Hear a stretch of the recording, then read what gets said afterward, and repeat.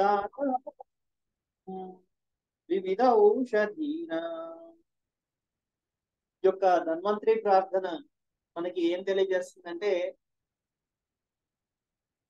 ఆది దేవుడు అంటే దేనికైనా కూడా ఒక ఆరిజిన్ అనేది ఉంటుంది కదా. అలా ఆరిజిన్ గా ఉన్నటువంటి దాన్ని మనం సైన్స్ లో పితామహుడు, సైన్స్ లో పలానా విషయానికి ఈయన పితామహుడు అని చెప్పి మనం చెప్పుకుంటాం. అలా ఆయుర్వేద శాస్త్రానికి ఆది దేవుడు అయినటువంటి వాడు ధన్వంతరి.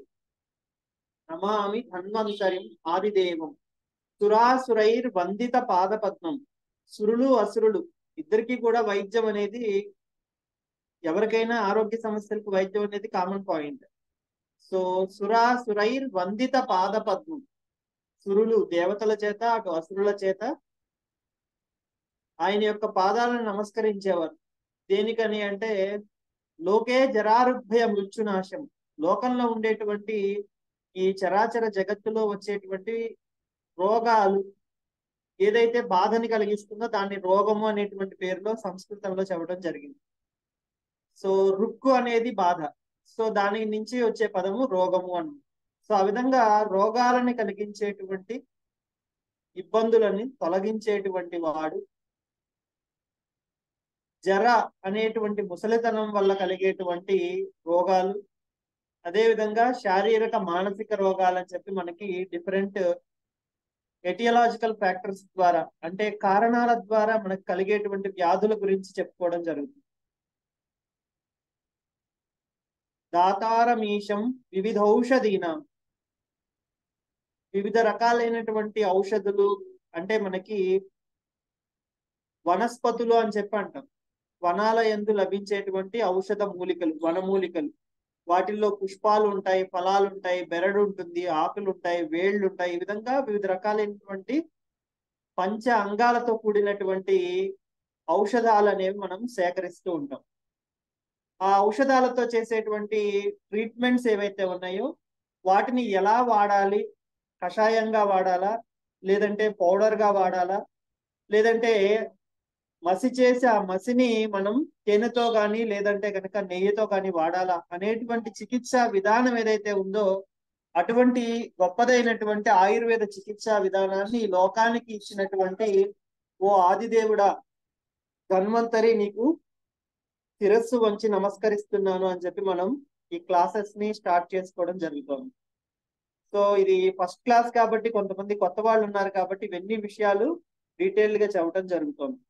సో ఈ రోజు టాపిక్ ఏంటంటే, మనం గత కొన్ని నెలలుగా జరుగుతున్నటువంటి ఆయుర్వేదిక్ క్లాసెస్ యొక్క అవగాహన అనేది కొత్తగా వచ్చిన వాళ్ళకి కలగాలి కాబట్టి, ఆయుర్వేదం యొక్క ఇంపార్టెన్స్ ఏంటి, అసలు ఆయుర్వేదిక్ క్లాసెస్ అనేవి మనం వినడం వల్ల మన జీవితంలో మనం పొందేటువంటి ఆనందం ఏంటి, మనకు కలిగేటువంటి లాభం ఏంటి అనేటువంటి విషయాల గురించి ప్రధానంగా ఈ క్లాస్ లో నేను చెప్పదలుచుకున్నాను. పాయింట్ బై పాయింట్ కొన్ని పాయింట్స్ అనేవి రాసి వాటిని విశ్లేషణాత్మకంగా మీకు వివరించడం జరుగుతుంది. ఫస్ట్ మనకి ఆయుర్వేదము అని చెప్పి అనుకుంటున్నాం కదండి. ఈ వేదము అనేది వేద కాలానికి సంబంధించినటువంటి పదం. మరి ఆయుర్వేదానికి కూడా ఇచ్చారు అంటే పదం, ఇది 4 వేదాలు ఏదైతే ఉన్నాయో, ఋగ్ యజు సామ అథర్వణ వేదాలు ఏవైతే ఉన్నాయో వాటి ఉపశాఖగా, వాటి నుంచి వచ్చినదిగా, అదే విధంగా ఇది ఒక 5వ వేదం కింద కీర్తించబడింది కాబట్టి దీన్ని పంచమ వేదము అనేటువంటి పేరు ఇవ్వటం జరిగింది. ప్రధానమైనటువంటి ఆయుర్వేద గ్రంథం అనేది 1,00,000 శ్లోకాలతో ఉండేది. బ్రహ్మ దానిని స్వయంగా రాయటం జరిగింది. ఆ 1,00,000 శ్లోకాలతో ఉన్న ఆయుర్వేద గ్రంథాన్ని చదవటం, దాన్ని ఆకలింపు చేసుకోవడం, అనుసరించడం, ప్రాక్టికల్స్ చేయడం, దాని ద్వారా వచ్చినటువంటి నాలెడ్జ్ ని జనాలకి మనం ఆయుర్వేద వైద్యం ద్వారా అందించడం అనేది కలియుగంలో కష్టం కాబట్టి, ఆ యొక్క నాలెడ్జ్ ని మన యొక్క ఆత్రేయాది మహర్షులు, భారద్వాజుడు, ఆత్రేయుడు అనేటువంటి మహర్షులు, బ్రహ్మ, ఇంద్రుడు, అశ్విని దేవతల మాధ్యమంగా ఈ ఆయుర్వేదాన్ని అభ్యసించి 2 రకాలైనటువంటి ట్రెడిషన్స్, ఒకటి జనరల్ మెడిసిన్ అంటే మెడిసినల్ పరంగా ఔషధాలు ఇచ్చి రోగాల్ని తగ్గించేటువంటి పరంపరగా, రెండోది ఔషధంతో పాటు ఈ యొక్క ఆయుర్వేద వైద్యంలో శస్త్రచికిత్సలు చేసేటువంటి పరంపరగా రెండు రకాలైనటువంటి విభాగాలుగా దీన్ని విభజించడం జరిగింది. అలా విభజించగా ఈ రోజు మనం ఏదైతే అథెంటిక్ గా ఫాలో అవుతూ ఉంటామో చరక సంహిత, సుశ్రుత సంహిత, వాగ్భటుడు రాసినటువంటి అష్టాంగ హృదయము, అష్టాంగ సంగ్రహము, తరువాత లఘుత్రయి అని చెప్పి మనకి శారంగధర సంహిత, మాధవ నిదానము, భావప్రకాశం అనేటువంటి గ్రంథాలు ఏవైతే ఉన్నాయో వీటన్నిటినీ కూడాను తరువాతి కాలంలో చాలా సులువైనటువంటి మార్గం ద్వారా మనకి అభ్యసించడానికి, అదే విధంగా అనుసరించడానికి వీలుగా వీటిని రాయటం జరిగింది. సో మనకు ఉండేటువంటి ఈ పంచమ వేదమైనటువంటి ఆయుర్వేదం అనేది బాగా ఎలా అయితే పాలని పెరుగుగా మార్చి దాన్ని చిలకగా వచ్చినటువంటి వెన్న, దాని నుంచి తీసినటువంటి నెయ్యి అనేది ఎంత బహుళ ప్రయోజనకారిగా ఉంటుందో అదే విధంగా ఈ రోజు మనకి లభిస్తున్నటువంటి ఆయుర్వేద నాలెడ్జ్ కూడాను ఆయుర్వేద వేదము, పంచమ వేదమైనటువంటి ఆయుర్వేదంలో చిలకగా వచ్చినటువంటి ఎసెన్స్ లాంటిది, నెయ్యి లాంటిది ప్రజెంట్ లభిస్తున్నటువంటి నాలెడ్జ్.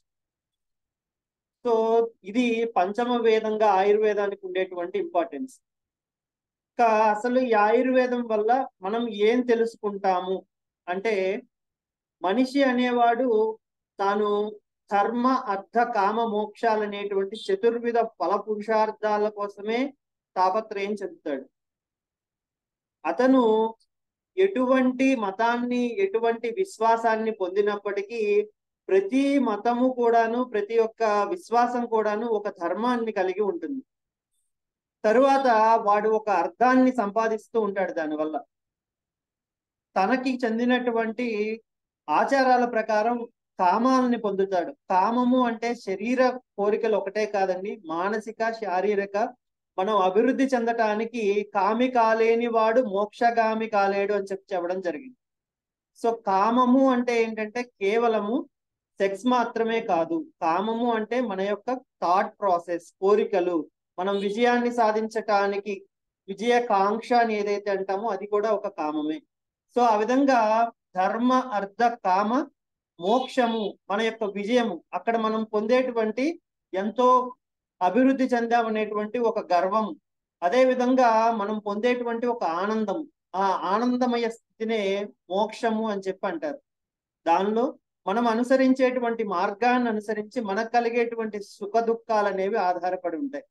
ఒక రాజ్యాన్ని జయించడానికి వెళ్ళినటువంటి క్షత్రియుడు తన యొక్క మిత్రులను ఎవరైనా కానీ స్పర్ధ జరిగినప్పుడు వాళ్ళని సంహరించుకుంటూ వెళ్ళి చివరగా రాజ్యాభిషేకం పొందిన తర్వాత కలిగేటువంటి ఆనందం ఏదైతే ఉంటుందో అది ఒక రకమైనటువంటి ఆనందాన్ని కలిగిస్తుంది.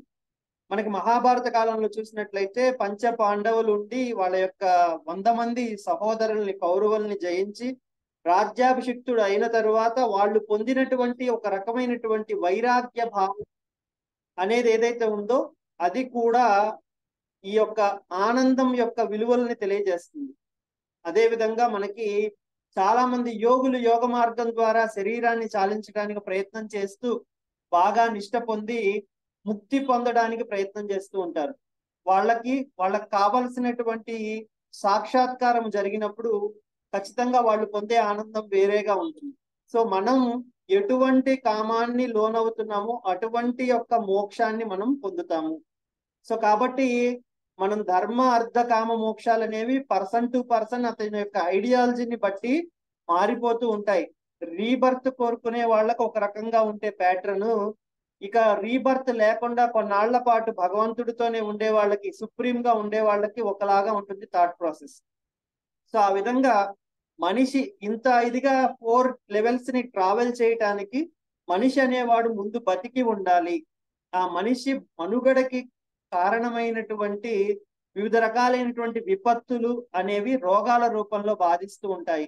ఆ రోగాల్ని పొందకుండా ఆపటం ఎలాగా, రోగం వస్తే దాన్ని ట్రీట్మెంట్ తీసుకోవడం ఎలాగా, ఎటువంటి అవకాశాలు ఉన్నాయి, మనిషి తన యొక్క జీవితాన్ని ముక్తి పదం వైపు నడపటానికి ఏ విధమైనటువంటి ఆస్కారాలు ఉన్నాయి అనేటువంటి విషయాలన్నీ కూడాను point by point, phrase by phrase, age ప్రకారము ఈ యొక్క ఆయుర్వేదంలో పొందుపరచబడ్డాయి. మనిషి గర్భంలో ఉన్నప్పటి నుంచి సంస్కారాలు మొదలుపెట్టి మనిషి చనిపోయే వరకు కూడా ఏ విధంగా మనిషిని తన యొక్క మానసిక శారీరక పరిస్థితి ఉండాలి, దానిలో వచ్చేటువంటి లోపాలను ఏ విధంగా ట్రీట్ చేయాలి అనేటువంటి విషయాలన్నీ కూడాను ఆయుర్వేదంలో ఉంది.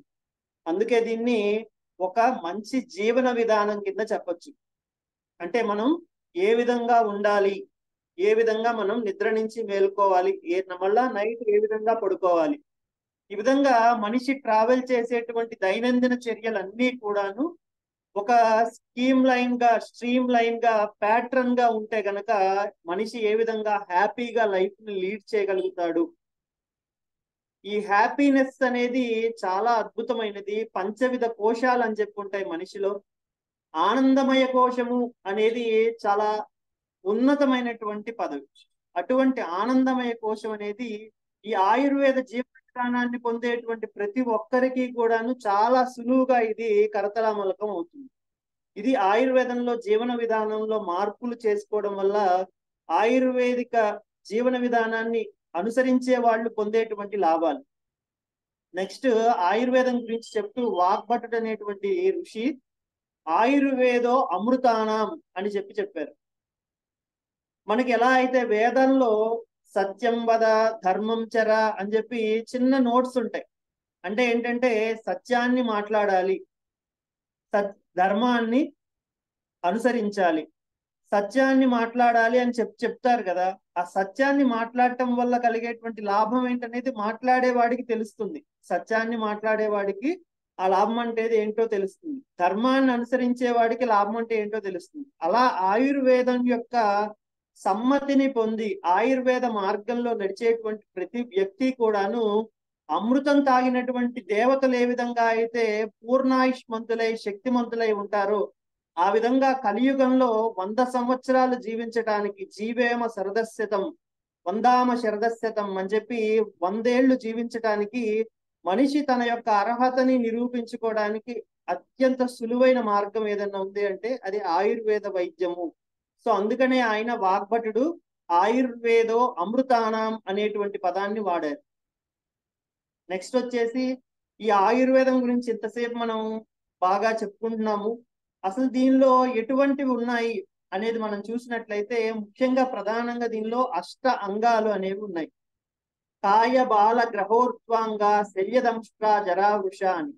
అంటే మనిషి తను పుట్టిన దగ్గర నుంచి పుట్టబోయే ముందు గర్భస్థ శిశువుగా ఉన్నప్పుడు లోపల తల్లి గర్భంలో ఉన్న దగ్గర నుంచి మనిషి ముసలితనంతో చేతులు వణికిపోతూ ఇంకా కాలేటువంటి కట్టెల మీద ఎక్కే వరకు శరీరం ఎటువంటి మార్పులు పొందుతుంది, ఆ దశల్ని విభజించి వివిధ రకాలైనటువంటి పరిష్కార మార్గాలను తెలియచేయటానికి ఒక 8 విభాగాలుగా, అంటే ఇప్పుడు స్పెషాలిటీ సూపర్ స్పెషాలిటీ అని ఏదైతే అంటున్నామో ఈ ఆయుర్వేద వైద్యాన్ని 8 అంగాలుగా విభజించి మొదటి నుంచే ఆ విధంగా ఆయుర్వేద వైద్యులకి శిక్షణ ఇవ్వడం జరుగుతుంది.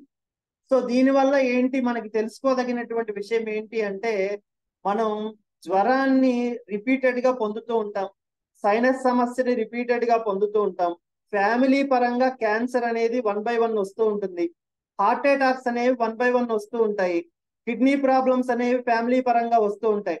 ఇలా ఫ్యామిలీ పరంగా షుగర్ అన్ని ఎవ్రీ ప్రాబ్లం మనం ఈ రోజు చెప్పుకునేటువంటి బాగా కాస్ట్లీ ప్రాబ్లమ్స్, అదే విధంగా టఫ్ ప్రాబ్లమ్స్ ఏవైతే ఉన్నాయో ఫ్యామిలీ పరంగా వచ్చేవాటన్నిటికీ కూడా గర్భస్థ శిశువు దగ్గర నుంచే కొన్ని రకాలైనటువంటి ఔషధాలని వాడటం ద్వారా, కొన్ని రకాల ప్రక్రియల్ని కట్ చేయడం ద్వారా, మన యొక్క ఆహార విహారాల్లో కొన్నిటిని కట్ చేయడం ద్వారా ఆ జెనెటికల్ మాడిఫికేషన్స్ అనేవి అలా జరగకుండా పాజిటివ్ గా ఉండి నార్మల్ జనజీవన స్రవంతిలో కలిపే విధానంలో, అంటే మనకి పెక్యులియర్ గా ఇబ్బంది పడేటువంటి ఆరోగ్య పరిస్థితిలోంచి అద్భుతంగా నార్మల్ గా లైఫ్ స్పాన్ పెంచేటువంటి విధానంలో మనిషి ఏ విధంగా తీసుకెళ్లొచ్చో ఆ విధంగా తీసుకెళ్లగలిగేటువంటి చికిత్సా మార్గాలు అనేవి ఈ యొక్క అష్టాంగ ఆయుర్వేదంలో నిక్షిప్తం చేయబడ్డాయి.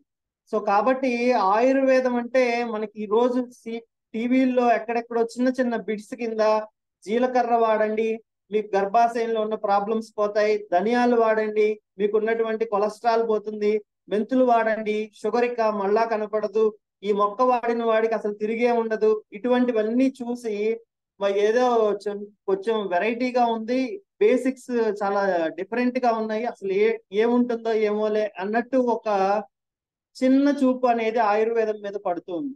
కానీ వాస్తవంగా ఆయుర్వేద విధానం గనక తెలుసుకుంటే మనం మన అమ్మని ఎలా అయితే గౌరవిస్తామో, మన సొంత తల్లిని ఎలా అయితే గౌరవిస్తామో, ఈ ఆయుర్వేద వైద్యాన్ని కూడా అలా వదిలిపెట్టిపోం.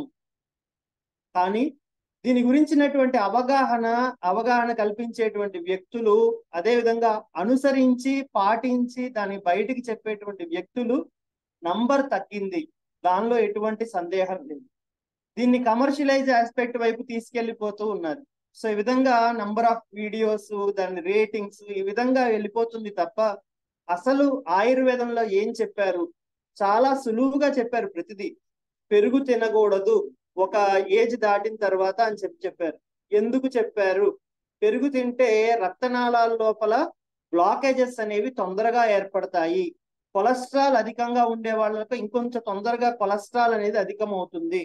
హార్ట్ లో బ్లాకేజెస్ అయ్యే వాళ్ళకి తొందరగా హార్ట్ బ్లాక్స్ అవుతాయి. ఈ విధంగా సైంటిఫికల్లీ చెప్తే ఎవరు కాదంటారు? మూఢంగా పెరుగు తినకూడదు, నేను చెప్తున్నాగా విను, మజ్జిగే తాగాలి, నేను చెప్తున్నాగా విను, ఇట్లాగా మనకి ఏమైందంటే కొంత ఒరవడి తగ్గింది. అంటే రేపో అంటారు కదా, మనిషికి మనిషి ఉండేటువంటి మానవతా విలువలు, సంబంధాలు, సమాధానం చెప్పేటువంటి విధానంలో మార్పులు, వీటి వల్ల దీని గురించినటువంటి సమగ్రమైన అవగాహన లేక మనం పాటించే ప్రతి అంశం, అమ్మో అక్కడికి వెళ్ళాడంటే అది తినద్దు ఇది తినద్దు అంటారు, మనకి చాలా హెడేక్. నార్మల్ గా మనం లీడ్ చేయని చెప్పి మనం చాలా సార్లు అనుకుంటూ ఉంటాం. కానీ ఇక్కడ ఏంటంటే మనకి ఆయుర్వేదంలో చెప్పినటువంటి ప్రతి ఒక్క అంశము కూడాను కొన్ని వేల మంది మీద, కొన్ని లక్షల మంది మీద, ఎన్నో వేల సంవత్సరాల నుంచి వస్తున్నటువంటి సైన్స్ కదా. ఎంతో పరిశోధన చేసి, అంతేగాక మనకి సూపర్ న్యాచురల్ పవర్స్ అనేవి ఉంటాయి. అంటే దివ్య దృష్టి, ముందు జరిగింది, ప్రీవియస్ గా జరిగింది, తర్వాత ఇప్పుడు జరుగుతున్నది, ఈ త్రికాల జ్ఞానం అనేది ఏదైతే ఉందో అటువంటి జ్ఞానంతో కూడినటువంటి మనుషులు దీన్ని రాయడం వల్ల ఇది ఇప్పటికీ కూడాను అదే సత్యము, ఎటువంటి డౌట్ ఉండదన్నమాట. మనకి గ్రంథాస్థంగా చేయబడినటువంటి ఒక అంశం మీద మనం ఈ రోజు పరిశోధన చేసినా అదే రిజల్ట్ వస్తుంది, ఎక్కడ చేసినా అదే రిజల్ట్ వస్తుంది. అటువంటి అథెంటిక్ సైన్స్ ఆయుర్వేదము. అటువంటి ఆయుర్వేదాన్ని పట్టుకుని సైంటిఫిక్ బేసిస్ లేదని, వీటి మీద ఏదో పరిశోధనలు జరగలేదని, ఎక్కడో తాతల నుంచి ఏదో తండ్రుల నుంచి ఏదో వచ్చింది కొంచెం ఏదో చేస్తున్నారని, ఇట్లా రకరకాలైనటువంటి అపోహల్ని పుకార్లని బయట వ్యాప్తి చెందించడం ద్వారా ఆయుర్వేద శాస్త్రంతో పాటు మన యొక్క జీవన విధానంలో విలువల్ని మనం అందుకోలేకుండా అడ్డపడుతూ ఉన్నాయి ఇటువంటివన్నీ. సో కాబట్టి ప్రతి ఒక్కరు కూడా క్లాస్ లో జాయిన్ అయిన ప్రతి ఒక్కరు కూడా మీరు వినేటువంటి అంశాలని పాటించే విధంగా మీరు ప్రయత్నం చేస్తే గనక మిమ్మల్ని చూసి, వివేకానందని చూసి చాలా మంది సన్యసించి ఆయనలో అవ్వాలని అనుకున్నారు. అలాగా మనకి ఆయుర్వేదాన్ని పాటించే మిమ్మల్ని చూసి మీరు ఆరోగ్యవంతులుగా ఉండడం చూసి, కనీసం మీ ఫ్యామిలీ మెంబర్స్ ఆరోగ్యంగా ఉండటానికి మెయింటైన్ చేసిన మీరు మీ ఫ్యామిలీని మార్చితే ఆ చుట్టుపక్కల ఉండేటువంటి ఇళ్ల మీద దాని ప్రభావం ఉంటుంది. ఆ విధంగా మన యొక్క దేశం మొత్తం మీద, ప్రపంచం మొత్తం మీద దీని ఆరా అనేది వ్యాప్తి చెందితే అంతకంటే గొప్ప ఎయిమ్ అనేది మనకి ఏమీ ఉండదు. చూడండి, చిన్న ఆలోచన నుంచే మనకి ఏదైనా కూడా గొప్ప గొప్ప విజయాలు అనేవి వస్తాయి. ఆ విధంగా మన యొక్క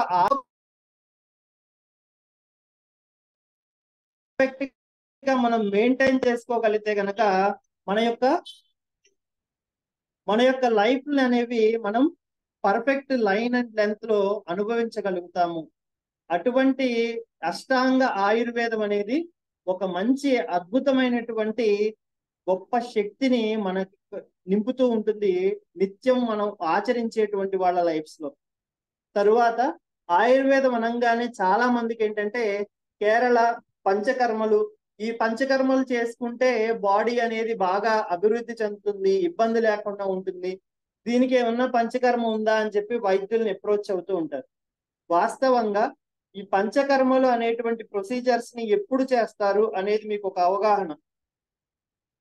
మనకి ఆయుర్వేద వైద్యంలో ఏం చెప్పారు అంటే నిదాన పరివర్జనమేవ చికిత్స. అంటే ఇందాక నేను చెప్పాను కదండి, పెరుగు వాడితే ఫలానా ప్రాబ్లం వస్తుంది అని నాకు తెలుసు డాక్టర్ గా.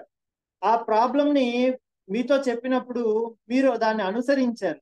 సో ప్రాబ్లం అనేది అక్కడితో రెక్టిఫై అయిపోతుంది. సో ఆ రెక్టిఫై అయిపోయే ప్రాసెస్ ఏదైతే ఉందో అది పర్మనెంట్ రిజల్ట్స్ ని ఇస్తుంది. అలా కాకుండా మీరు లీటర్ పెరుగు తీసుకుంటున్నారు, 1 మంత్ తీసుకున్నారు, కొంచెం ఏదో బ్లాకేజెస్ వచ్చాయి, స్టంట్ వేయించుకున్నారు, ఆ తర్వాత డాక్టర్ చెప్తారు బాడీ డీటాక్సిఫికేషన్ చేయించుకోండి, ఎక్కడికన్నా వెళ్ళండి, మసాజెస్ అవి చేయించుకోండి, ఫిజియోథెరపీ చేయండి, ఇట్లాంటివన్నీ చెప్తారు. ఆయుర్వేదిక్ డాక్టర్ దగ్గరికి వస్తారు, ఇలాగా మాకు స్టంట్ వేశారండి, కొంచెం ప్రొసీజర్స్ చేసి బాడీని డీటాక్సిఫై చేయండి అని అడుగుతారు. సో ఆయన డీటాక్సిఫై చేస్తారు, ఆయన పని ఆయన చేస్తారు. ఫైనల్ గా మనకి ఇదే ప్రాసెస్ ఇంకో 3 నెలలకో 6 నెలలకో సంవత్సరానికో చేయించుకుంటూ ఉన్నాం అనుకోండి, it is not at all called as treatment according to Ayurveda. రోగం అనేది పునర్భవం అవుతూ ఉంటుంది, కానీ దాన్ని కట్ చేసి ఆపటం అనేది ప్రధానమైన చికిత్స అవుతుంది తప్ప ఉన్నటువంటి ఆప్షన్ ని మాటి మాటికి రిపీటెడ్ గా వాడుకోవటం అనేది ఒక చికిత్సా మార్గము కాదు. అది అల్లోపతిక్ లో ఏదైతే ట్రీట్మెంట్ ఆస్పెక్ట్ ఉందో సిమ్టమాటిక్ ట్రీట్మెంట్ అని చెప్పి అంటారు. అంటే రోగి యొక్క రోగ మూలాల్లోకి వెళ్ళి దాన్ని ట్రీట్మెంట్ చేయటం అనేది దానిలో ఉండదు. జ్వరం వచ్చింది, పారాసెటమాల్ వేసుకున్నాం, తగ్గింది, ఇంకా అంతే తగ్గింది. ఆయుర్వేదం అలా కాదు. జ్వరానికి కారణం ఆమము, జీర్ణకోశ సమస్యల్లో ఇదొక భాగము. సో దాన్ని మనం నిదానంగా తగ్గించుకోవాలి, వేడి నీళ్లు తాగుతూ ఉండాలి, కొంచెం లైట్ డైట్ తీసుకోవాలి, లోపల ఉన్నటువంటి ఆమం బాగా తగ్గాలి. తగ్గిన తర్వాత జ్వరం అనేది దానంతది కంట్రోల్ అవుతూ వస్తుంది. ఈ విధంగా జ్వరం తగ్గినటువంటి వాడికి రిపీటెడ్ ఫీవర్స్ అనేవి రావు. శరీరంలో ఉండేటువంటి రోగ నిరోధక శక్తి అనేది ఇంప్రూవ్ అవుతుంది. సో ఆ విధంగా ఇంప్రూవైజేషన్ కోసము మనం ఈ పంచకర్మల్ని వాడాలి తప్ప మనలో ఉండేటువంటి చిన్న చిన్న లోపాలకి ప్రతిసారి పంచకర్మలు చేయించుకోవటం అనేది ఒక సొల్యూషన్ కాదు. పంచకర్మలు కూడాను లిమిటెడ్ యాక్సెస్ ఉన్నటువంటివే. అవేవి అద్భుతంగా మనలో ఉండేటువంటి ప్రతి దోషాన్ని తీసేసి పక్కన పెట్టి మనం జీరోలో ఉండాల్సినటువంటి 1 ఇయర్ లో 5 ఇయర్ లో మనకు ఉండేటువంటి ఆరోగ్య పరిస్థితిని 50 ఇయర్స్ లోపు తీసుకొచ్చి దానిలో పెట్టడం అనేది ఇంపాసిబుల్. అది అవదు. మనకి ఏం చేస్తారంటే 50 ఇయర్స్ పరంగా మనం ఉండాల్సిన ఆరోగ్య పరిస్థితికి మనం 70 ఇయర్స్ 80 ఇయర్స్ వాళ్ళకి వచ్చే వ్యాధులు వస్తుంటే ఈ వ్యాధుల తీవ్రతని 50 ఇయర్స్ లో ఉండేవాడు ఎలా ఉంటాడో అంతవరకు తీసుకురాగలిగితే. సో నేనేం చెప్పాను మీకు అర్థమైంది అనుకుంటున్నాను. పంచకర్మలు అంటే ఏంటంటే బాడీని క్లీన్ చేస్తాయి, రోగాలని లోపల నుంచి వేళ్లతో సహా పెకిలించి వేస్తాయి. కానీ రోగ పునర్భవ లక్షణాలు ఏవైతే ఉంటాయో వాటిని ఆపటం మటుకు పంచకర్మల్లో ఉండదు. రోగ అపునర్భవం లక్షణం రావాలి అంటే నిదాన పరివర్జనమేవ చికిత్స. నిదానాన్ని ఆపటం ఒకటే మార్గము. అంటే మనం ఆహారాన్ని నోటిని కట్టేసేయాలి, ఆ ఆ రోగానికి కారణమైనటువంటి వాటిని ఖచ్చితంగా ఎట్టి పరిస్థితుల్లో తినకుండా ఉండాలి. మనం ఎప్పుడైతే ఈ ప్రాసెస్ చేస్తామో పంచకర్మల దాకా వెళ్లాల్సిన అవసరం కూడా రాదు. సో ఆయుర్వేదం అనగానే అబ్బో అది కాస్ట్లీ ట్రీట్మెంట్, ప్యాకేజెస్ ఉంటాయి, లాక్స్ లో ఖర్చు అవుతుంది, ఈ విధంగా ఆలోచన చేస్తే వాళ్ళు చాలా మంది ఉన్నారు. సో వాళ్ళకు కూడా చిన్న చిన్న ఎగ్జాంపుల్స్ చెప్తాను. కడుపుబ్బరం రాగానే గబుక్కుని వెళ్ళిపోయి ఎండోస్కోప్ చేయించడం, స్కాన్ చేయించడం, హడావిడి పడిపోవటం చేస్తారు. చిటికెడు ఇంగువ, జీలకర్ర, ఉప్పు వేసి మజ్జిగ తాగి తగ్గకపోతే అప్పుడు మనం ఆలోచన చేస్తే బాగుంటుంది. ఇటువంటి చిన్న చిన్న చిట్కాలు అనేవి ఇంట్లో పాటించుకోవచ్చు. దీనికి ఎటువంటి ఖర్చు ఉండదు. రోజు తాగే మజ్జిగే, మనం వాడేటువంటి దినుసులే. వీటిని వాడుకోవడం ద్వారా మనలో పెద్దగా నష్టపోయేటువంటివి ఏవీ లేవు. దీనివల్ల ఎవరికి వేడి కూడా చేయదు. వేడి అనేటువంటిది రాంగ్ గా నొక్కబడినటువంటి ఒక బటను. అది అసలు చాలా మనం లైఫ్ లో ఈ వేడి అనే కాన్సెప్ట్ ని మీరు ఈ రోజు నుంచి మర్చిపోండి. ఆయుర్వేదం అంటే వేడి కాదు. చెరుకు రసం తాగండి, చలవ చేస్తుంది. బూడిద గుమ్మడికాయ జ్యూస్ తాగండి, చలవ చేస్తుంది. బార్లీ వాటర్ తాగండి, చలవ చేస్తుంది. కొబ్బరి నీళ్లు తాగండి, చలవ చేస్తుంది. ఇవన్నీ కూడా ఆయుర్వేదంలో చెప్పబడినటువంటి పానీయాలు. సో ఆయుర్వేదం అంటే వేడి కాదు. మనం వేడి అని చెప్పేది కొన్ని సందర్భాల్లో మాత్రమే. ఆ వేడి పదార్థాలని కొన్ని రకాల డిసీజెస్ లో బాగా చలేసే వాటిలో వేడి పుట్టించడానికి, ఒంట్లో రక్త ప్రసరణ ఆగిపోయిన వాడికి రక్తం బాగా ఉరకలెత్తు పరిగెత్తించడానికి, స్టామినా తగ్గిపోయిన వాడికి శక్తిని పెంచడానికి వాడేటువంటి ద్రవ్యాలు వాటి యొక్క లక్షణం వేడితో కూడి ఉండాలి కాబట్టి అవి వేడిగా ఉంటాయి. అవి శరీరానికి వేడి చేస్తాయి. అంతే తప్ప ఇదిగో మాట్లాడితే మజ్జిగ వేడి చేస్తుందండి, కొబ్బరి నీళ్లు వేడి చేస్తాయా? సో ఈ అపోహలన్నీ కూడాను మనం దూరంగా పెట్టేసేయాలి. ఆ బటన్ ని మీరు తీసేసేయండి. మీ లైఫ్ లో ఆయుర్వేదం అనేది వేడి అనే కాన్సెప్ట్ ఎవరన్నా మీకు చెప్తే గనక ఇవన్నీ వాళ్ళ క్వశ్చన్ వేయండి. ఇవన్నీ ఆయుర్వేదిక్ లో చెప్పారు. పాలు వేడా అండి, నెయ్యి వేడా? తగ్గిస్తాయి కదా, ఇవి వేడి తగ్గిస్తాయి కదా. సో ఆ వేడి కాన్సెప్ట్ ఏంటంటే కొన్నిటిని ఏవైతే వేడి అని చెప్పారో వాటినే ఎక్కువగా వాడేవారికి ఖచ్చితంగా వేడే చేస్తుంది. అవి ఒక అవగాహన ఏర్పరచుకుని వాడాలి. కాకరకాయ కూర కిలో తింటానంటే డయాబెటీస్ తగ్గుతుందని ఖచ్చితంగా వేడి చేస్తుందని చెప్తాం మేము. అది ఇంగ్లీష్ డాక్టర్ చెప్పినా ఆయుర్వేదం డాక్టర్ చెప్పినా వేడే చేస్తుంది, ఎందుకంటే అది వేడి చేసే కూర కాబట్టి. సో ఆ విధంగా మనకి ప్రతిదీ కూడాను పాయింటెడ్ గా, పర్ఫెక్ట్ గా, ప్రిసైజ్డ్ గా ఈ రోజు మనకి లభిస్తున్నటువంటి ఇన్ఫర్మేషన్ ని మనం వాడుకోవడంలో లోపం తప్ప వాస్తవంగా ఆయుర్వేదంలో వేడి లేదు. నెక్స్ట్ వన్ వచ్చేసి జ్యోతిర్వైద్యము. జ్యోతిర్వైద్యము అంటే ఏంటంటే మనకి నవగ్రహాలు అని చెప్పి ఉన్నాయి, అదే విధంగా ద్వాదశ రాసులు అని చెప్పి ఉన్నాయి. ఈ విధంగా జ్యోతిష శాస్త్రంలో ఉండేటువంటి వివిధ రకాలైనటువంటి గణన, ఇదొక మ్యాథమెటిక్స్, అదే విధంగా జియోగ్రఫికల్ ఎవిడెన్సెస్ ని బేస్ చేసుకుని చెప్పేటువంటి శాస్త్రం. సో దీనిలో యాక్యురసీ అనేది పర్ఫెక్ట్ గానే ఉంటుంది. చెప్పేవాడు లోపం ఏదన్నా చెప్పచ్చేమో కానీ అది మాత్రం యాక్యురేట్ గానే ఉంటుంది. దానికి ఎగ్జాంపుల్ ఏంటంటే ఈ రోజు సూర్యోదయం ఇన్నింటికి అవుతుందంటే ఖచ్చితంగా అన్నింటికే సూర్యోదయం అవుతుంది.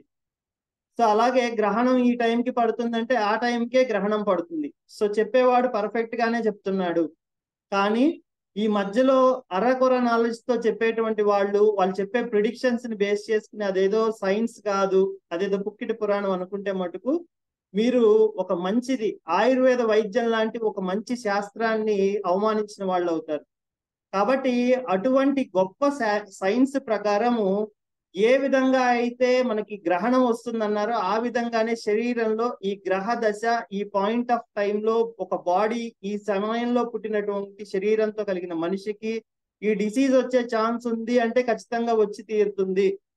సో అటువంటి డిసీజ్ వచ్చేటువంటి ప్రాబబిలిటీ ఉన్నటువంటి వాళ్ళు ముందుగానే అటువంటి ఆహారాలు ఏవైతే ఉన్నాయో వాటిని అవాయిడ్ చేయటమే ఈ జ్యోతిర్వైద్యం యొక్క ముఖ్య ఉద్దేశం తప్ప మీకు ఏదో ఉంగరాలు పెట్టడము, లేదంటే గనక దండలేయటము, హోమాలు చేయటము, లేదంటే ఇంకోటి ఏదో చేయటము మీకు వైద్యాన్ని చేయటం అనేది కాదు. జ్యోతిర్వైద్యము అంటే ఏంటంటే జ్యోతిష్య శాస్త్రాన్ని, వైద్య శాస్త్రాన్ని పక్క పక్కన పెట్టి ఆ సందర్భంలో వచ్చేటువంటి డిసీజ్ కి వైద్య శాస్త్ర పరంగా ఎటువంటి చిట్కాలు ఉన్నాయి, ఎటువంటి పరిహారాలు ఉన్నాయి అనేటువంటి దాన్నే మనం ఈ జ్యోతిర్వైద్యము అనేటువంటి విషయం కింద తీసుకోవడం జరుగుతుంది. సో ఇది జ్యోతిష శాస్త్రం చేసినటువంటి వాళ్ళు ఆయుర్వేద వైద్యులతో, అదే విధంగా ఇంగ్లీష్ వైద్యంతో వాళ్ళు చర్చించి దీనిలో ఉండేటువంటి లోటుపాట్లని ప్రతి ఒక్క మనిషి యొక్క ఆరోగ్యాన్ని అభివృద్ధి చేసుకునే విధానంలో చెప్పడం జరుగుతోంది. దీన్నే జ్యోతిర్వైద్యము అని చెప్పి అంటారు. ఇది కూడా ఆయుర్వేద వైద్యానికి ఒక ఉపశాఖ, అదే విధంగా జ్యోతిష శాస్త్రానికి ఒక ఉపశాఖ కింద ఈ రోజు మనకి లభిస్తోంది. నెక్స్ట్ ఆయుర్వేదానికి సంబంధించినటువంటి ప్రధానమైనటువంటి 3 స్తంభాలు ఉన్నాయి, త్రయ ఉపస్తంభాలు అని చెప్పి అంటారు. అవేంటంటే నిద్ర, ఆహారము, బ్రహ్మచర్యం. మీరు ఆహారం గురించి ఇందాక నుంచి నేను చెప్తూ ఉన్నాను, ప్రతి దానికి ఆహారమే కారణము. ఆహారం ఎందుకు కారణం అవుతుందంటే సర్వం ద్రవ్యం పాంచభౌతికం తస్మిన్ అర్థే. అంటే ఏంటంటే ఈ భూమండలంలో ప్రతి ఒక్క ద్రవ్యము కూడాను పంచమహాభూతాలతో తయారవుతుంది. పంచమహాభూతాలు అంటే అందరికీ తెలుసు, పృథ్వీ, అప్పు, తేజో, వాయు, ఆకాశాలు. అంటే భూమి, నీరు, నిప్పు, గాలి, ఆకాశం. ఈ 5ంటిని కూడాను పంచమహాభూతాలు అని చెప్పి అంటారు. ఈ పంచమహాభూతాల యొక్క కలయిక వలన ప్రతి ఒక్క ద్రవ్యము ఏర్పడుతూ ఉంటుంది. సో ప్రతి ఒక్క ద్రవ్యము ఏర్పడితే ఆహారం కూడా అలాగే ఏర్పడుతుంది. సో ఆహారం తిని మనం పెరుగుతూ ఉంటుంది శరీరం, కాబట్టి దిక్ష్యతే వర్ధతే అనేనేతి దేహ. అంటే శరీరం అనేది ఆహారం తీసుకుని దాని యొక్క సౌష్ఠవాన్ని సామర్థ్యాన్ని పెంచుకుంటూ ఉంటుంది. సో ఈ సౌష్ఠవ సామర్థ్యాల వెనకాల ఏముందండి? ఆహారం వెనకాల ఏముంది? పంచమహాభూతాలు ఉన్నాయి. సో ఆ విధంగా పాంచభౌతికమైనటువంటి దేహాన్ని నడిపించేది ఆహారంగా ఉంది. సో ఆహారాన్ని నడిపించేది పంచమహాభూతాలు. కాబట్టి ఈ పంచభౌతికమైనటువంటి దేహంలో వచ్చేటువంటి మార్పులకి కూడా మనం తీసుకునే ఆహార పదార్థాలే కారణాలు. కాబట్టి ప్రతి ఒక్క డిసీజ్ కి కూడాను మూలాలు ఆరోగ్యంగా ఉండటానికి మనకు ఉపయోగపడేటువంటి మూలాలన్నీ కూడా మనం తీసుకునే డైట్ లో ఉంటాయి. నేను చాలా సార్లు ఎగ్జాంపుల్ గా చెప్తాను. ఒక ఫ్యామిలీలో డయాబెటిక్ అనేది వంశపారంపర్యంగా వస్తూ ఉందనుకోండి. ఆ ఫ్యామిలీకి వాళ్ళ ఫ్యామిలీ కాకుండా వేరే ఫ్యామిలీలోంచి, అంటే బయట సంబంధం, ఇంట్లో సంబంధం కాకుండా బయట సంబంధం నుంచి కోడల్ని తెచ్చుకున్నారు. కోడలు వచ్చిన తర్వాత అత్తగారిని రెస్ట్ తీసుకుంటానమ్మా, నువ్వు ఆ అన్నం వండు అని చెప్పాను అన్నారు. వీళ్ళ ఫ్యామిలీలోనేమో ఈ అలవాటు డయాబెటిక్ ఆహారం ఎలా ప్రాసెస్ అవుతుందో వాళ్ళకి అలవాటు. ఆ ఫ్యామిలీలో అసలు డయాబెటిసే లేదు. కోడలు వంట చేయడం మొదలు పెడుతుంది. ఆ మొదలు పెట్టిన దగ్గర నుంచి వీళ్ళ షుగర్ లెవెల్స్ తగ్గుతూ వస్తాయి. తర్వాత తను ప్రెగ్నెంట్ అవుతుంది. మామూలుగా అయితే భర్త దగ్గర నుంచి ఆ పిల్లలకు కూడా షుగర్ వ్యాధి అనేది పాకాలి. ఎప్పుడైతే ఈ ఆహారం తింటూ కనుక వాళ్ళు సంతానాన్ని పొందుతారో అప్పుడు వాళ్ళల్లో ఈ జెనెటికల్ మోడిఫికేషన్ ఏదైతే పాయింట్ వీక్ గా ఉంటుందో ఆ పాయింట్ స్ట్రాంగ్ అయిపోతుంది. డయాబెటిక్ అనేది అక్కడితో ఆగిపోతుంది. ఇదే పాయింట్ నేను చాలా సార్లు చెప్తాను. హార్ట్ అటాక్ కావచ్చు, ఎనీథింగ్, మీరు జీవితంలో మీరు మార్పుని పొందాలనుకుంటే ఫస్ట్ మీరు వాడాల్సింది ఏంటంటే జితం రసం జితం సర్వం అనేది రాసి పెట్టుకోండి. అంటే మీరు నాలికని గనక మీరు జయించగలిగితే ప్రపంచం మొత్తంలో మీకు అసాధ్యమైనటువంటిది ఏదీ లేదు. మీరు దేన్నైనా సాధించగలిగేటువంటి శక్తి సామర్థ్యాలను పొందగలుగుతారు. అటువంటి శక్తి ఇవ్వగలుగుతుంది ఆహారం. సో ఫైనల్లీ మనం ఎంత కోటీశ్వరులమైనా, ఎంత లక్షాధికారులమైనా, ఎంత వేలాధికారులమైనా, మనకి ఆహారం ఏం తింటున్నాము, అది మనకి డైజెస్ట్ అయిందా, మన బాడీ ఏ విధంగా స్పందించింది అనేదే ఫైనల్. ఆ ఫైనల్ రిజల్టే మనకి రోగం వైపా ఆరోగ్యం వైపా అనేటువంటి స్కేల్లో మార్పులను తీసుకొస్తుంది. కాబట్టి ఆహారం అనేది ఉపస్తంభాల్లో ప్రధానమైనటువంటిదిగా చెప్పబడింది. తర్వాత నిద్ర. నిద్ర అనేది ఈ రోజుల్లో చాలా నార్మల్ థింగ్ అయిపోయింది. చాలా మంది అసలు నిద్రపోవటం కూడా మర్చిపోతూ ఉన్నారు. అది చివరికి ఎలా అయిపోయిందంటే నాకు నిద్ర లేని రాత్రులు చాలానే గడిచాయని చెప్పుకునేంతగా అయిపోయింది. ఎందుకని నిద్ర ఇంపార్టెంట్ అంటే మనకి చాలా సార్లు మనం చూస్తూ ఉంటాం. మనం కనిపెట్టినటువంటి ఏ ఇంజన్ తో కూడినటువంటిదైనా, ఆకాశంలో ఎగిరే విమానం అయినా, భూమి మీద నడిచే బైక్ అయినా, ఏదైనా కానీ ఒక సర్టైన్ పాయింట్ వరకు పనిచేసిన తర్వాత ఆగిపోతుంది, మొరాయించేసి ఆగిపోతుంది. అదే విధంగా శరీరానికి కూడా కొన్ని బయలాజికల్ సెల్స్ ఉంటాయి. అవి మళ్ళీ రీఛార్జ్ అవ్వాలి. ఆ రీఛార్జ్ అవ్వడానికి దేవుడు ఇచ్చినటువంటి ఒకే ఒక మార్గం ఏంటంటే నిద్ర. నిద్ర అనేది శరీరంలో బలాన్ని ఇస్తుంది. నిద్రాయత్తం సుఖం దుఃఖం పుష్టికార్షం బలాబలం. అంటే ఏంటంటే నిద్ర సరిగ్గా పోతే గనక బలవంతుడిగా ఉంటాం, నిద్ర సరిగ్గా పోకపోతే బలహీనుడిగా ఉంటాం. నిద్ర సరిగ్గా పోతే మంచి పుష్టిని కలిగి ఉంటాం, శరీర సౌష్ఠవాన్ని కలిగి ఉంటాం. నిద్ర సరిగ్గా పోకపోతే లీన్ గా ఉండి బక్కపల్చ పర్సనాలిటీని పొంది ఉంటాం, అంటే శక్తిహీనంగా ఉంటాం. సో ఈ సుఖ దుఃఖాలు అనేవి శక్తివంతుడికి సుఖాన్ని అందుకోవడం ఈజీగా ఉంటుంది. ఏదన్నా మనం ఇచ్చామనుకోండి ఫుడ్ ఐటము, జరణ శక్తి బాగుంటుంది, వాడి శరీర ఆకృతిని బట్టి ఆహారం తీసుకోవడం డిపెండ్ అవుతుంది. సన్నగా ఉన్న వాళ్ళు మీరు చూస్తే కనుక ఎక్కువ తినరు, వాళ్ళు కొంచెంగా తినేసి వదిలేస్తారు. వాళ్ళ జరణ శక్తి కూడా అదే విధంగా ఉంటుంది. దానికి కూడా ప్రధాన కారణం ఏంటంటే ఈ నిద్రే. సో కాబట్టి ఆహారం తీసుకోవడానికి, మనం లైఫ్ ని అనుభవించడానికి మనకి సుఖాన్ని ఇచ్చేటువంటి వస్తువు ఏదన్నా ఉంది అంటే కనుక అది నిద్రే. నిద్ర సరిగా లేనటువంటి వాళ్ళని అడగండి, దాని విలువ ఏంటో తెలుస్తుంది. సో నిద్ర అలా పడుకోగానే పోయేటువంటి వాళ్ళకి గొప్పదైనటువంటి ఆరోగ్యం అనేది ఉంటుంది. వాళ్ళకి ఎప్పుడో వృద్ధాప్యంలో బాగా టెన్షన్ పడితే తప్ప బీపీ షుగర్లు అనేవి రావు. సోరియాసిస్ లాంటి సైకోసోమాటిక్ డిసీజెస్ రావు. సో కాబట్టి నిద్ర అనేది చాలా ఇంపార్టెంట్ మనిషి లైఫ్ లో. చిన్నపిల్లలు అనేటువంటి వాళ్ళు 3 యామాలు మినిమం నిద్రపోవాలి. యామము అంటే 3 గంటల వ్యవధి. సో ఇటువంటి విషయాలన్నీ కూడాను మనకి ఈ ఆయుర్వేద శాస్త్రంలో చెప్పబడ్డాయి. వాటిని ఎలా రీగెయిన్ చేసుకోవాలి, నిద్రని నార్మల్ గా పోయే విధానం ఏంటి, నిద్ర పట్టకపోతే మనం చేయాల్సినటువంటి ట్రీట్మెంట్స్ ఏంటి, ఇవన్నీ కూడాను ఆయుర్వేదంలో మనం డైలీ క్లాసెస్ లో చెప్తూ వెళ్తాం. అదే విధంగా బ్రహ్మచర్యము. బ్రహ్మచర్యం అంటే సన్యాసించటమో లేదంటే రిలేషన్షిప్స్ మెయింటైన్ చేయకపోవడమో కాదండి. ఫ్యామిలీ రిలేషన్ మెయింటైన్ చేసేస్తూ ఇల్లీగల్ రిలేషన్స్ పెట్టుకోకుండా ఉండేటువంటి వాళ్ళందరినీ కూడాను బ్రహ్మచారి అంటారు. అంటే పెళ్లి అయినటువంటి బ్రహ్మచర్యం అన్నమాట అది. అంటే ఏంటంటే ఒక పర్టికులర్ గా మనం ఏ విధంగా అయితే నడవాలో ఆ విధంగా నడుస్తూ ఉండేదాన్ని, సమాజం ఎలా అయితే వెళ్తుందో ఆ విధంగా నడుచుకునేటువంటి ఆచారాలు. మనం దొంగతనంగా తీసుకుని చేసిన దొంగతనంగా చేసేటువంటి పనుల వల్ల మన మెంటల్ స్ట్రెస్ అనేది చాలా దెబ్బతింటుంది. సో నిద్ర ఆహారం బాగున్నప్పటికీ మనస్సు అనేది సరిగ్గా లేకపోతే, మన కాండక్ట్ అంటాం కదా, కాండక్ట్ అనేది లేకపోతే ప్రాపర్ గా అది రీచ్ అవ్వదు. మనమే ఉండలేం ముందు. ఇప్పుడు మనం క్లాస్ చెప్పుకునేటప్పుడు మందు తాగే వాళ్ళు ఎంతమంది అనగా చేతులు లేపమనంటే మన లేపితే నేను మందు తాగేవాడిని అనుకుంటారని చెప్పి లేపలేం. కానీ మందు తాగేవాడు చేయి లేపేసిన వాడు ప్రశాంతంగా ఉంటాడు. మందు తాగి చేయి లేపనటువంటి వాడికి మనశ్శాంతి అనేది దూరం అవుతుంది. సో ఈ విధంగా ప్రతి ఒక్క అంశము కూడాను బ్రహ్మచర్యము అంటే సెలిబసి. అంటే మనం చేసేటువంటి ప్రతి పని కూడాను ఒక కర్మ పద్ధతిలో ఒకే విధానంలో మనం ముందుకు వెళ్ళాల్సినటువంటి అవసరం అనేది ఉంటుంది.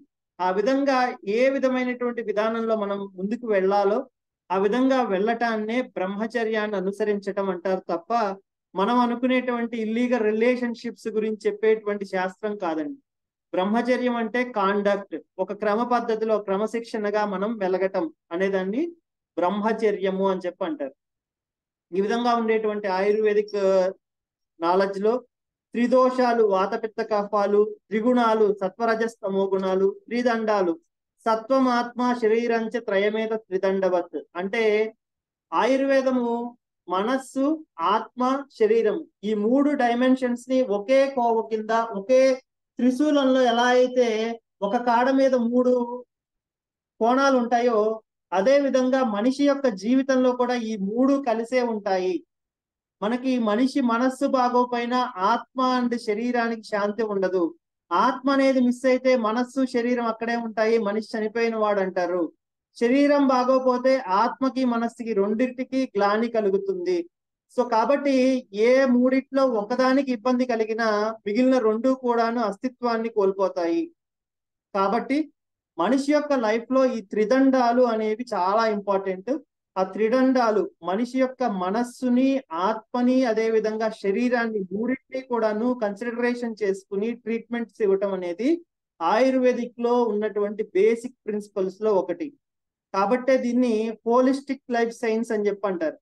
మనకి ఎక్కడైనా చూసినా ఆత్మకి సంబంధించినటువంటి విజ్ఞానం కానీ, ఆత్మకి సంబంధించిన లక్షణాలు కానీ, ఆత్మలో వచ్చేటువంటి లోపాలు కానీ, ఆత్మని ఏ విధంగా మనం పరిశుద్ధం చేసుకోవాలి, ట్రీట్మెంట్ చేసుకోవాలి అనేటువంటి విషయాలు కానీ ఎటువంటి వైద్య శాస్త్రంలోనూ లేవు, ఆయుర్వేదంలో తప్ప. సో కాబట్టి ఈ వైద్య శాస్త్రం అనేదే హోలిస్టిక్ అప్రోచ్ అనే దానికి ఒక మంచి మచ్చుతునక లాంటిది ఆయుర్వేద వైద్య శాస్త్రం. నెక్స్ట్ మోడర్న్ డేస్ పరంగా ఈ ఆయుర్వేద వైద్యాన్ని స్పోర్ట్స్ మెడిసిన్ లో చాలా ప్రధానంగా వాడుతూ ఉన్నారు.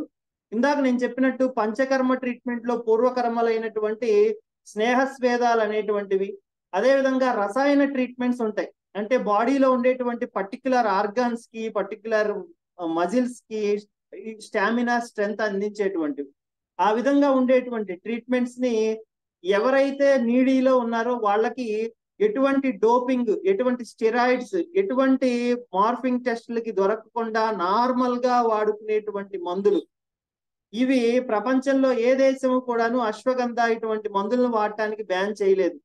సో అటువంటి మందులు వాడటం ద్వారా మనుషుల్లో ఈ స్పోర్ట్స్ ని, యోగాని, అదే విధంగా ఏరోబిక్ ఎక్సర్సైజెస్ ఏవైతే చేసే వాళ్ళు ఉంటారో వాళ్ళందరినీ కూడాను నిష్ణాతులుగా, పటుత్వంతో కూడినటువంటి వాళ్ళగా నిలబెట్టడానికి ఆయుర్వేదం అనేది బ్యాక్ బోన్ లా నిలబడుతుంది అనే దానికి ఈ స్పోర్ట్స్ మెడిసిన్ లో ఆయుర్వేదిక్ లో వాడేటువంటి వాళ్ళు మనకి చెప్తున్నటువంటి విషయాలు. అదే విధంగా ఆయుర్వేదిక్ డైటెటిక్స్ అంటే మనం ఆరోగ్యంగా ఉండటానికి ఎటువంటి ఆహారాలు, దీనిలో కూడా డైట్ చార్ట్, మనం డయాబెటిక్ కి సంబంధించిన డైట్ ఏ విధంగా ఫాలో అవ్వాలి, ఒబెసిటీకి సంబంధించి ఎటువంటి డైట్ ఫాలో అవ్వాలి, ఈ విధంగా డైట్ అనేది కూడా ఈ రోజు ప్రధానమైనటువంటి భూమిక పోషిస్తోంది. దాన్ని ఆయుర్వేదిక్ డైటెటిక్స్ అంటారు. తర్వాత ఆయుర్ జీనోమిక్స్ అంటే ఇందాక చెప్పుకున్నాం, మన మన సంతానంలో మనలో ఉండేటువంటి లోపాలు. నేను మాట్లాడుతుంటే స్టామరింగ్ వస్తుంది, నాకు కొడుకు కూడా వస్తే బాగోదు, నన్ను అందరూ అనుకుంటున్నారు, నా కొడుకు బాగుండాలి అని చెప్పి నేను అనుకుంటే, వాళ్ళలో స్టామరింగ్ రాకుండా ఉండడం కోసం నేను ఎటువంటి మందులు ఇవ్వాలి, తర్వాత సంతానం కలిగే ముందు గర్భస్థ స్థితిలో ఎటువంటి మెడిసిన్ వాడాలి అనేవి పెక్యులియర్ గా ఆయుర్వేదిక్ లో ఉన్నాయి. సో కాబట్టి ఆయుర్వేదిక్ లో అటువంటి కేసెస్ చేసినటువంటి అనుభవంతో నేను చెప్తున్నాను. ఆయుర్వేదిక్ శాస్త్రంలో గర్భస్థ శిశువు దగ్గర నుంచే మనం కేర్ కనుక తీసుకుంటే వాడి భవిష్యత్తును కూడా మార్చేటువంటి అవకాశం మన చేతుల్లో ఉంటుంది ఆరోగ్యపరంగా.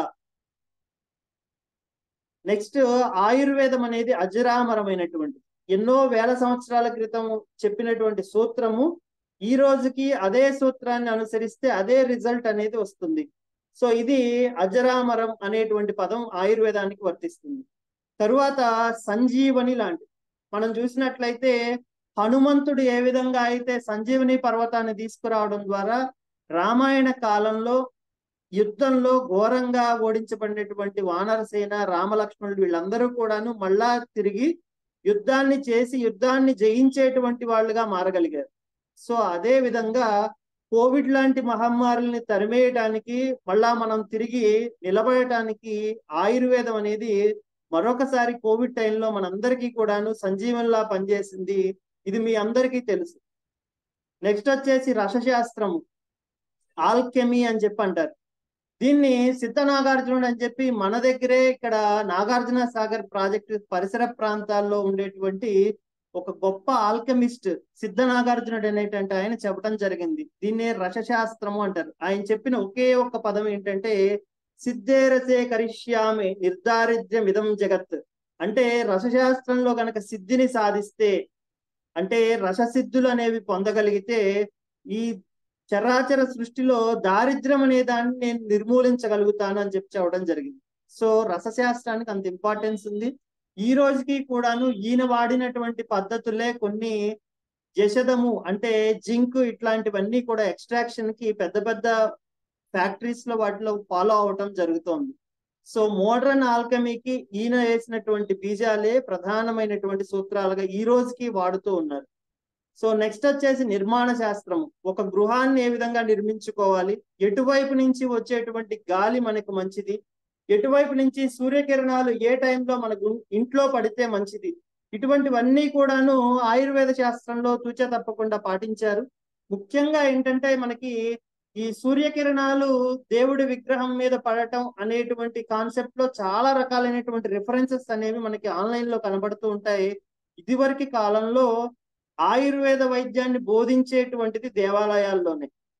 సో దేవాలయ నిర్మాణ శాస్త్రము, ఆయుర్వేదంలో చెప్పబడిన గృహ నిర్మాణ శాస్త్రము, ఆయుర్వేద ఆగారం అంటే మనకి ఆయుర్వేదిక్ ట్రీట్మెంట్ లో వాడేటువంటి ఈ యొక్క లైన్ అండ్ లెంత్ ఎంత ఉండాలి, ఒక ట్రీట్మెంట్ హౌస్ కి ఎలా ఉండాలి, అదే విధంగా గర్భిణీ స్త్రీ నుంచేటువంటి గర్భగృహానికి ఏ విధంగా లైన్ అండ్ లెంత్ అనేది ఉండాలి, తరువాత పరిసరాలు ఏ విధంగా ఉండాలి, ఎటువంటి ఆర్డర్ తో కూడినటువంటివి సుగంధభరితమైనటువంటి ద్రవ్యాలు అక్కడ ఉండాలి, తర్వాత సరౌండింగ్ లో బ్యాక్టీరియా వైరస్ రాకుండా ఎటువంటి వాటిని మనం నిత్యము వేస్తూ ఉండాలి, అంటే అక్కడక్కడ ఉంచుతూ ఉండాలి, తరువాత ఎటువంటి ధూపాలని వాడాలి, ఇట్లా ఎవ్రీథింగ్ మనకి ఉండేటువంటి నిత్యము గృహము, దాన్ని గృహమే కదా స్వర్గసీమ అని చెప్పి అంటారు. అంటే గృహం అనేది పర్ఫెక్ట్ గా ఉంటే ఆ గృహంలో మనం ఉండొచ్చు. ఆయుర్వేద వైద్యంలో ఏం చెప్పారంటే గృహం వాస్తు ప్రకారం నిర్మించబడింది కాకపోతే ఒక్క పూట కూడా దానిలో ఉండొద్దు అని చెప్పారు. అంటే వాస్తుని ఎంతలా నమ్మిందో ఆయుర్వేద శాస్త్రం ఈ ఒక్క పదం తెలియజేస్తుంది. సో కాబట్టి వాస్తు ప్రకారం మన ఆరోగ్యం కూడా ఆధారపడి ఉంటుంది అని చెప్తోంది ఆయుర్వేద శాస్త్రం. నెక్స్ట్ భూత విద్య. భూత విద్య అంటే భూత ప్రేతాలు అనుకుంటారేమో, ఖచ్చితంగా వాటితో పాటు సూపర్ న్యాచురల్ గా మనకు కలిగేటువంటి వివిధ రకాలైనటువంటి ఇంపాక్ట్స్, అంటే అపస్మారము, ఉన్మాదము ఇట్లాంటి రోగాలతో పాటు మనకి ఏదైనా కానీ ఒక దేవి దేవతని నమ్మి మనం వాళ్ళకి పూజలు ఆఫరింగ్ చేయటము, మంత్రము, బలి, హోమము ఇట్లాంటి కార్యక్రమాలన్నీ కూడాను ఈ ఆయుర్వేద శాస్త్రంలో ఖచ్చితంగా ఆస్తికత్వానికి బాగా పెద్దపీట వేయడం జరిగింది. సో ఆ విధంగా చెప్పబడినటువంటి ప్రతి అంశాన్ని కూడాను మనం నిత్యము వాడుకునేటువంటి వివరణాత్మకమైనటువంటి మన లైఫ్ స్టైల్లో ప్రతిదీ కూడా ఇంక్లూడ్ అయి ఉన్నాయి. సో ఆ విధంగా చేయటానికి మన ఆయుర్వేద శాస్త్రంతో పాటు మనం నిత్యము వాడేటువంటి నిత్య కర్మానుష్ఠానము అంటే మార్నింగ్ లేచిన దగ్గర నుంచి నైట్ పడుకునే వరకు వివిధ రకాలైనటువంటి లేపనాలు, అదేవిధంగా ధూపాలు, తరువాత దీపనము అంటే దీపాన్ని వెలిగించడము, హోమాది ద్రవ్యాలను వేయటము, ఈ విధంగా చాలా రకాలైనటువంటి ఆయుర్వేద శాస్త్రంలో చెప్పబడ్డాయి. దీని గురించి గాయత్రి పరివార్ కూడాను ఒక బుక్ ని పబ్లిష్ చేయడం జరిగింది. ఆ బుక్ లో ఏంటంటే మనకి దగ్గు వస్తోంది, ఆస్తమా వస్తోంది, ఎటువంటి ద్రవ్యాలతో మనం హవనం చేస్తే అంటే కట్టెలు పెట్టి మంత్రాల ద్వారా అగ్నిదేవుణ్ణి ప్రజ్వలింపజేసి దానిలోకి ఈ ద్రవ్యాలను వేసి ఆ హవనంలో వచ్చేటువంటి పొగలు మనం పీల్చడం ద్వారా మనలో ఉండేటువంటి ఆస్తమా ఇవన్నీ ఎలా తగ్గుతాయి, లేదంటే ట్యూబర్క్లోసిస్ ఎలా తగ్గుతుంది, రక్తహీనత, sickle cell anaemia, thalassaemia patients లో మార్పులు ఎలా వస్తాయి అనేటువంటిది సైంటిఫికల్లీ ఈ రోజుకి స్టడీ చేస్తూ దాన్ని ఫాలో చేస్తున్నారు. సో ఇటువంటివన్నీ కూడాను మనకి ఆయుర్వేద శాస్త్రం నుంచే వాళ్ళు తీసుకొని చేయడం జరుగుతుంది. సో ఈ విధంగా చెప్పబడినటువంటి జప హోమాది ప్రక్రియలతో మనం చూసినట్లయితే ఆయుర్వేదం అనేది ఆస్తికులకి ప్రధానమైనటువంటి భూమికని ఇచ్చింది. సో ఈ విధంగా ఆస్తికత్వాన్ని నమ్మేటువంటి వాళ్ళకే వైద్యం అనేది ప్రధానంగా అందాలనేది కూడా ఆయుర్వేద ముఖ్య ఉద్దేశం. సో నాస్తికులకి దీన్ని ప్రధానంగా ప్రశ్నిస్తూ ఉంటారు. ఎందుకని ఆ గ్రహణం రోజు తినకూడదు, నేను తిన్నాను, బర్గర్ తిన్నాను, నాకేం అవ్వలేదు. సో దాంతో ఏంటంటే పాటించేటువంటి వాడికి కూడా వాళ్ళ నియమాల మీద, వాళ్ళ నిష్టల మీద చాలా ఇబ్బంది కలుగుతూ ఉంటుంది. సో దాని ఇంపాక్ట్ ఏం చెప్తుందంటే ఆయుర్వేద శాస్త్రంలో చిన్న ఎగ్జాంపుల్, దానికి నేనే ఎగ్జాంపుల్, నాకు కలిగినటువంటి ఇబ్బంది నేను చెప్తున్నాను. మధ్యగన్నంలో అరటిపండు, మామిడి పండు వేసుకుని తింటే చర్మ రోగాలు వస్తాయని చెప్పబడింది ఆయుర్వేదంలో. మా నాన్నగారు, మా తాతగారు దగ్గర నుంచి అది కంటిన్యూ అవుతూ ఉంది. సో వాళ్ళెవరికి స్కిన్ ప్రాబ్లం కనపడలా. నేను సేమ్ ప్యాటర్న్ ఫాలో అయ్యాను. నాకు 16 ఏళ్ళు వచ్చేసరికి సివియర్ గా ఫంగల్ ఇన్ఫెక్షన్స్ వచ్చాయి. నేను ఎప్పుడైతే ఆయుర్వేదిక్ లోకి ఎంటర్ అయ్యానో ఫస్ట్ ఇయర్ లోనే ఈ పాయింట్స్ అన్ని గమనించడం జరిగింది. ఆ రోజు నేను మానేశాను. ఈ రోజుకి నేను అలా తినను. నాకు అప్పటి నుంచి కూడాను స్కిన్ ప్రాబ్లం అనేదే లేదు. చిన్న ఎగ్జాంపుల్. సో అలా ఉంటాయి ఈ సూత్రాలన్నీ కూడాను. దీన్ని బ్లైండ్ గా ఫాలో అయ్యేటువంటి వాళ్ళకి ఖచ్చితంగా మంచి రిజల్ట్స్ అనేవి ఇస్తాయి. సో శాస్త్రం అనేది గొప్పది, అది ఒక పదున్నటువంటి కత్తి లాంటిది. దాన్ని నమ్మి పర్ఫెక్ట్ గా వాడేటువంటి వాడికి కావలసినవన్నీ దక్కుతాయి. దాన్ని గనక అవహేళన చేస్తూ ఎలా పడితే అలా వాడే వాళ్ళకి ఖచ్చితంగా ఇబ్బందులు కలుగుతాయి. సో కాబట్టి దీన్ని ఎవరైతే పర్ఫెక్ట్ గా విశ్వసించి దీన్ని అనుసరిస్తారో వాళ్ళందరికీ కూడాను చాలా ఆ ధన్వంతరి భగవాన్ యొక్క కృప అనేది కలుగుతుందని చెప్పి తెలియజేసుకుంటూ ఈ క్లాస్ ని ఇక్కడితో కన్క్లూడ్ చేస్తున్నాను. మీకు ఏమైనా డౌట్స్ ఉన్నాయంటే దాన్ని క్లియర్ చేస్తాను.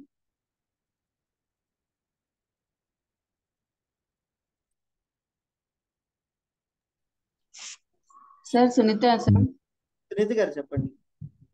సార్ కొంతమందికి ఆయుర్వేద మెడిసిన్ వాడినప్పుడు వాళ్ళకు గ్యాస్ ఫామ్ అయ్యి అసలు మోషన్ ఫ్రీ ఉంటలేదు. ఇప్పుడు నేను ఎగ్జిమా మెడిసిన్ మీ దగ్గర ఇప్పించినాక ఒకరికేమో మంచిగా పడింది, ఏం ప్రాబ్లం కాలేదు. ఒకరికేమో ఇట్లా కడుపు ఉబ్బరము, గ్యాస్ ఫామ్ అవుతుంది, అవస్థ అవుతుంది అని అన్నారు. అన్నట్టుగా నిన్ననే అన్నారు. మీకు అడుగుదాం అనుకున్నా, మీరు ఇప్పుడే చెప్తుంది కదా, అది చూద్దాం. అదెందుకు అట్లా ఒక్కొక్కరికి ఒక్కో రకము ఫాలో అయ్యేటువంటి వాళ్ళని మీరు ఒక్కసారి ప్రశ్నించండి. మొదటి వాళ్ళు బాగుందన్న వాళ్ళు ఏ విధంగా మందు వాడుతున్నారు, మనం చెప్పినట్టు వాడుతున్నారా, వాటర్ క్వాంటిటీ అది పర్ఫెక్ట్ గా తీసుకుంటున్నారా అనేది ఒక్కసారి ఆలోచించండి. సెకండ్ వాళ్ళ పర్సన్ పరిస్థితి ఆలోచించండి. ఈ రెండింటి మధ్య వ్యత్యాసం ఏముందో అది కరెక్షన్ చేసి చెప్తే చాలండి. సెకండ్ వాళ్ళకు కూడా నార్మల్ గా మెడిసిన్ వాడుకోగలుగుతారు, ఇబ్బంది ఉండదు. అంటే డైలీ 4 లీటర్స్ తాగితే సరిపోతుందా సార్? నో అండి, నేను అసలు 4 లీటర్స్ వాటర్ కాన్సెప్ట్ ముట్టుకోను. ఎందుకంటే బాడీకి ఎంత నీడ్ ఉంటుందో బాడీ సర్ఫేస్ ఏరియాని బట్టి, మన యొక్క యూరిన్ అవుట్పుట్ ని బట్టి మనం వాటర్ అనేది తాగాలి. అదర్వైజ్ అది చాలా ఇబ్బంది కలిగిస్తుంది శరీరానికి. సో కాబట్టి ఏంటంటే వాటర్ అనేది, నేను అనేది ఏంటంటే టాబ్లెట్ యొక్క సైజు, టాబ్లెట్స్ యొక్క నెంబర్ ని బట్టి వాటర్ కన్సంప్షన్ అనేది చేయాలి. సపోజ్ ఒకేసారి 2-3 టాబ్లెట్స్ వేసుకుంటే మినిమం గా 200 ml నుంచి 250 ml వరకు వాటర్ అనేది కన్సూమ్ చేయాలి. ఈ విధంగా కన్సంప్షన్ ఎందుకు అంటే, మనం మిక్సీలో ఏదన్నా పచ్చడి వేయడానికి వేసి నీళ్లు కలపకపోతే ఎలా అయితే మెదగదో, ఆ విధంగా టాబ్లెట్స్ కూడాను బాడీలో ఉండేటువంటి వాటర్ ని అవి అబ్జర్వ్ చేసుకుంటాయి. సో బాడీలో ఉండే సెల్స్ లో కూడాను ప్రతి పని జరగడానికి వాటర్ అవసరం. ఎప్పుడైతే ఈ వాటర్ డెఫిషియన్సీ వస్తుందో అప్పుడు బాడీ ఏం చేస్తుందంటే టెంపరేచర్ ని రైజ్ చేస్తుంది. సో టెంపరేచర్ రైజ్ చేసినప్పుడు ఏమవుతుంది, ఆటోమేటిక్ గా స్వెట్టింగ్ రావడం ఆగిపోతుంది. యూరిన్, మోషన్ అవి కూడా చాలా తక్కువ ప్రమాణంలో ఫామ్ అవుతుంటాయి. దీన్నే మనం జ్వరం కింద పరిగణిస్తాం. సో కాబట్టి ఏంటంటే ఆ విధంగా రావటాన్ని హీట్ అని చెప్పి మనకి బయట అంతా కూడాను పబ్లిసిటీ చేస్తున్నారు. ఆ హీట్ అనేది అసలు ఎందుకు వస్తుందంటే మనం వాటర్ సరిగ్గా తీసుకోకపోవడం వల్ల వస్తుంది. దీనికి మజ్జిగ తాగాలి, కొబ్బరి నీళ్లు తాగాలి, చెరుకు రసం తాగాలి అని ఏం చెప్పట్లేదు. కేవలం ఒక గ్లాస్ వాటర్ పర్ఫెక్ట్ గా మెడిసిన్ తో పాటు తీసుకోమనే చెప్తున్నాను. ఓకే సార్, నేను చెప్తాను సార్.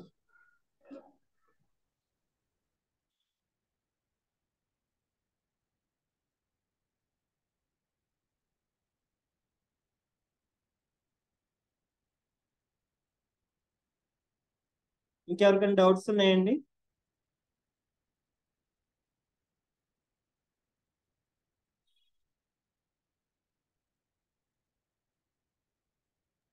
ఈ గృహ నిర్మాణంలో వాస్తు కూడా చెప్పండి సార్. కామన్ బేసిక్స్ కొంచెం అందరికీ తెలిసేటి కొన్ని, ఇప్పుడు మీరు ఎన్ని రకాలు చెప్తున్నారు కదా. ఖచ్చితంగా ఆరోగ్యాన్ని బేస్ చేసుకుని ఇంట్లో ఎటువైపు కిటికీలు తెలుసుకోవాలి, ఎటువైపు తలుపులు ఎక్కువసేపు తీసి ఉంచాలి, ఏ విధంగా ఉండాలి అనేది చాలా అవసరమైంది. అది లాస్ట్ మంత్ చెప్దాం అనుకున్నాం కానీ అవ్వలేదు.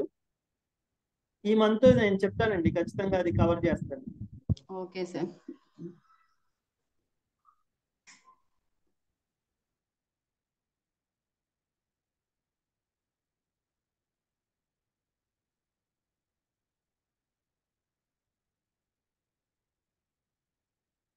ఇంకెవరికైనా డౌట్స్ ఉన్నాయండి?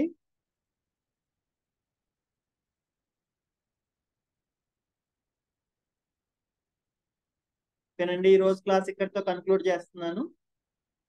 సర్వే భవంతు సుఖినః, సర్వే సంతు నిరామయాః, సర్వే భద్రాణి పశ్యంతు, మా కశ్చిత్ దుఃఖభాగ్ భవేత్.